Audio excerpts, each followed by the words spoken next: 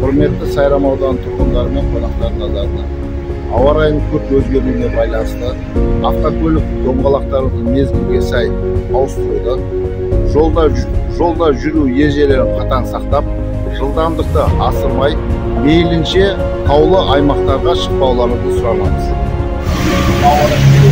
Өз қауіпсіздікті, отбасыңызды, автокөлікті сапарға шығу барысында жылдамдықты асырмай, жол ережелерін қатаң сақтауларыңызды сұранамыз. Құрметті Қарабақ ауылының тұрғындары, ауа райының күрт өзгеруіне байланысты автокөліктеріңізді сақтықпен айдап, ыстық дөңгелектеріңізді салып, жол ережелерін қатаң сақтауларыңызды сұранамыз.